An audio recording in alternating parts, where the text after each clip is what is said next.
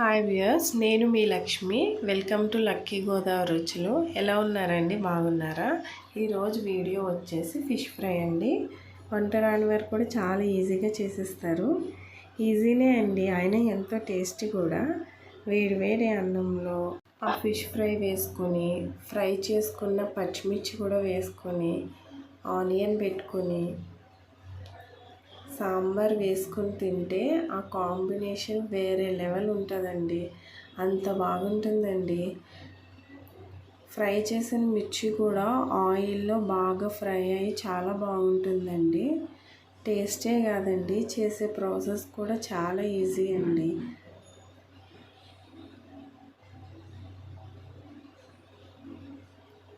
తప్పకుండా ట్రై చేయండి. ట్రై చేసి రెసిపీ ఎలా వచ్చిందో కామెంట్ బాక్స్లో మట్టుకు పోస్ట్ చేయడం మర్చిపోకండి.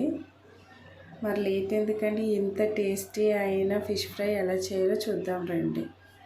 ముందుగా 1 టేబుల్ స్పూన్ సాల్ట్ వేసుకొని, 1 టేబుల్ స్పూన్ ధనియా powder, 1/2 tablespoon garam masala, 1 teaspoon జీరా పౌడర్, 2 టీ స్పూన్ కారం, చిటికెడు పసుపు, 1 టేబుల్ స్పూన్ అల్లం వెల్లుల్లి పేస్ట్ ఇవన్నీ వేసుకొని బాగా కలుపుకోవాలండి. అందులో 1 టేబుల్ స్పూన్ ఆయిల్ వేసుకొని ఆ మసాలా అంతా బాగా కలుపుకోవాలి.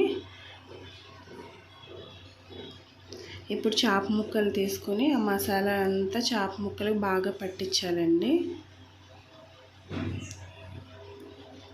అలా మసాలా అంతా పట్టించిన తర్వాత ఒక 15 నిమిషాలు మ్యారినేట్ చేసుకోవాలి. 15 నిమిషాల తర్వాత గిన్నె పెట్టుకొని దాంట్లో 4 టేబుల్ స్పూన్ దాకా ఆయిల్ వేసుకొని ఆ ఆయిల్లో మనం ముందుగా మ్యారినేట్ చేసి పెట్టుకున్న చేప ముక్కలు వేసుకోవాలండి. ఒక సైడ్ ఫ్రై అయిన తర్వాత ఇంకో వైపు తిప్పుకొని ఫ్రై చేసుకోవాలి. స్లోగా తిప్పుకోవాలండి, లేదంటే ముక్క విరిగిపోద్ది.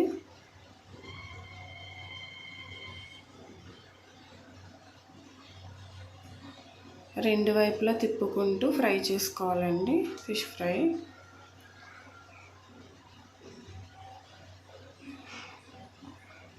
అలా రెండు వైపులా ఫ్రై అయిన తర్వాత వీడియోలో చూపించిన విధంగా ఫ్రై అయిన తర్వాత 4 నుంచి 5 పచ్చిమిర్చి చీలికలు వేసుకొని, అలాగే కొద్దిగా కరివేపాకు, కొద్దిగా కొత్తిమీర వేసుకొని ఫిష్ ముక్కల్ని పక్కకు జరుపుకొని ఆ పచ్చిమిర్చి కరివేపాకు ఆయిల్లోకి జరుపుకోవాలండి. ఆ పచ్చిమిర్చి కరివేపాకు ఆయిల్లో ఫ్రై అవ్వి చేప ముక్కలకు మంచి ఫ్లేవర్ వస్తుంది.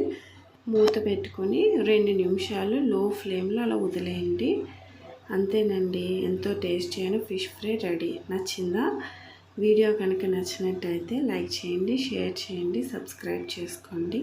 Bye viewers.